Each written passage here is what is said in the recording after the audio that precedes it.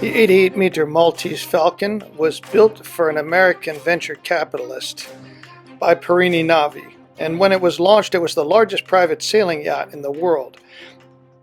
But more importantly, it incorporated some extraordinary design features, including the DynaRig from Dykstra.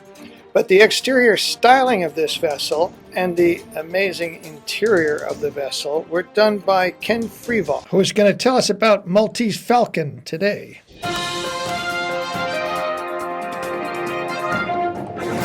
Hello and welcome to the Yacht Channel's first podcast. Very pleased to tell you that we're going to be chatting today with one of the top super yacht designers in the world, Ken Freivokh.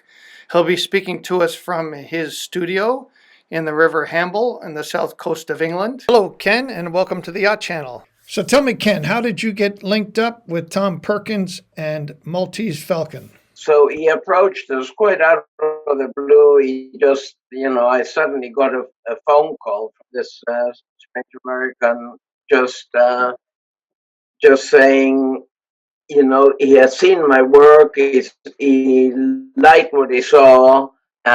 Would I be available to see him? I said, yes, I think so, of course. And he said, all right, I'll be there in 45 minutes. And he appeared on his McLaren F1. And the moment I saw the car, I thought, well, this is serious. So he arrived at your door? Yeah, absolutely. Absolutely so. And it started a very amazing relationship because obviously we did that tender was the yacht Atlantide. We found one of the Dunkirk little ships that was lying in Malta, and we pretty much chainsawed the top of it and restyled it, a new interior, all in Art Deco. 100% Art Deco. He was very pleased with that. It was launched. It was finished in England at Camper Nicholson. And not long after we finished that, he rang and he says, are you up to another project? And he said, I want, a big sailboat. He had Mariette at the time. He had been using Andromeda Ladea, which is a Perini Navi, when he wasn't racing, and then Mariette and Atlantide when he was racing. But he wanted to do a bit more world cruising, and he wanted to innovate. I mean, he was a risk taker, venture capitalist. He wanted to try some new ideas, and what he considered to be an imaginative designer that could understand that he just didn't want a run-of-the-mill project. And he had heard, and I had also seen that there was a hull at the Perini Navi based in Tuzla in Turkey, which had been started quite a few years before and ground to a halt. We went to see it, and it was a little bit of repeat of what happened with Atlantide, and that he turned to me and said, can we keep some of that superstructure? And I said, not really. I think we need the chainsaw again. But certainly we can keep that really elegant, a little bit fine. It wasn't very beamy, so we always knew it was going to be a little bit tender, but probably very efficient. And so he agreed with Perini Navi to purchase that hull, which would then also give us a sort of advantage of a year and a half, and in terms of the speed of the build. And then it was a question of discussing what can we do that's rather special and different. Are we stuck with the normal sort of sail arrangements? And Jerry Dykstra had offered, 2 or 3 different sail options, and one of them was the DynaRig, which was the rig that was eventually adopted. But yeah, it was an incredible relationship because what we did we couldn't have done with in quotes a normal or less adventurous owner. And the relationship with the rest of the team was also quite special. So obviously it ended up being quite a groundbreaking project. The things that you did with carbon fiber, as far as I know, nobody else had ever gone to that extent. Exactly. I mean, we took that right through. So as you went into the yacht, we used quite a bit of carbon fiber internally, and at the bridge and in some key areas in the atrium. We were very anxious to express, if you want, the structure and express what the yacht was about and the mast. So that view you just had behind you, where it looks at the atrium. Actually, that's another view that I see behind you, which is the dining room, and that is a very good typical example of a different way to look at something, because that was a skylight on top of the dining table. And you would normally just have a round skylight and then some sort of a blind that goes from side to side. And instead, I proposed to Tom, I said, why don't we do it the same as a camera, have an iris, the shutter of a camera, and make it open and close automatically that way, which is what exactly we did on that particular feature. But moving to this multi-level atrium, I was very anxious to be able to see that. Yeah, exactly.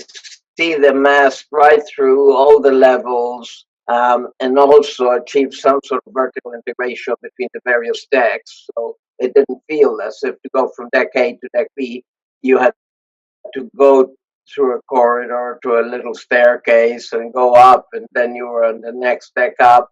Here you were traveling through this amazing space, that and contained the mast, that contained the spiral staircase that surrounded the mast, and you just felt, in a single huge space. And that applied to almost the whole philosophy of how that interior works. Instead of having doors, we, in most cases, had moving walls between something like the dining room. In fact, the view you're showing right now was one great big challenge for a team from Germany, because I wanted those sliding doors, what we sometimes call the patio doors at the back of the yacht. I wanted them to completely disappear at the touch of a button. We had designed an inside-out bar, half of it open to inside, half out. But when the doors disappeared, which is what I was trying to achieve, you just weren't aware what's outside and what's inside. So it was one big continuum, one huge space, with very few restrictions, if you want. Tom had a collection of art in Plumpton, in his house in Moated House in England. And so I went there with him. We chose what paintings, he would like to have on the yacht. And we actually designed a number of the spaces specifically to suit the paintings. And in some cases, we took some liberties, like the painting that you can see there. We actually worked on the frame of it and curved it so it actually would fit the slightly curved surface facing the atrium. Then out of this, presumably Black Pearl? Eventually, the Black Pearl came. The owner called me, and we did about 2 years of work together to develop the concept of that, using the same or very similar sort of rig. And eventually we prepared the tender documentation, and Oceanco sort of got the contract to build that. That yacht is out there doing very well, very efficient, and I think the shipyards, the likes of Perini Navi, for example, and a couple of the other shipyards, they're all very keen to embark on projects using the DynaRig, or what's called the Falcon rig now. And I'm sure we will see more of it. Yeah, you would think so, with everybody more concerned about the environment and almost nothing more, greener, if you want, than sailing, because you can you can have green technology, but if you don't have to even turn an engine to leave your mooring, and you can go across the Atlantic using just the wind, then surely is a very promising way to do it with minimum carbon footprint and very much on the green side.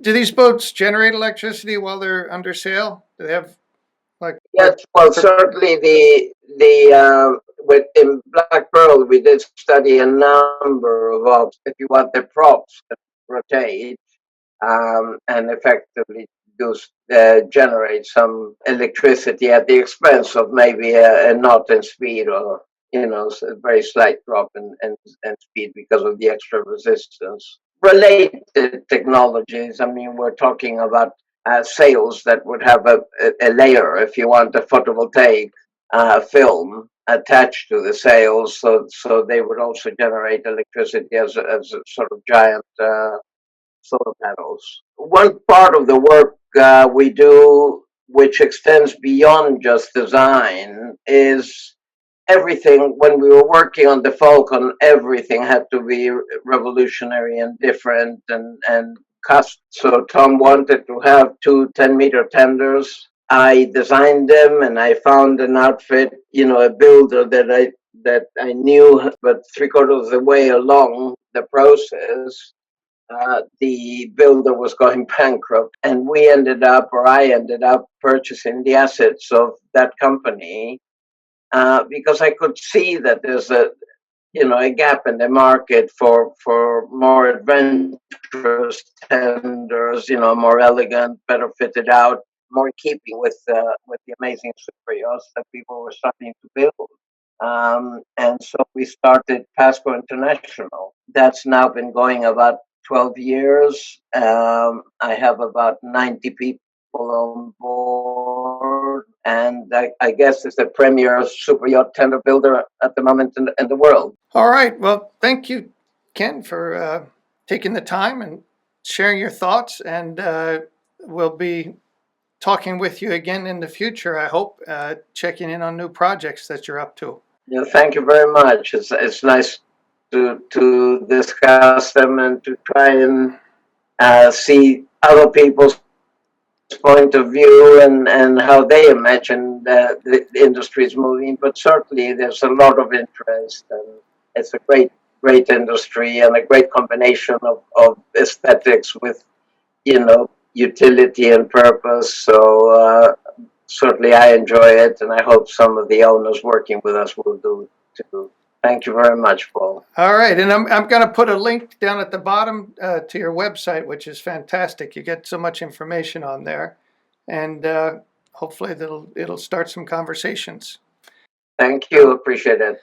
That concludes our podcast for today. And there are some links here for connections, as I mentioned, and also to subscribe to the podcast.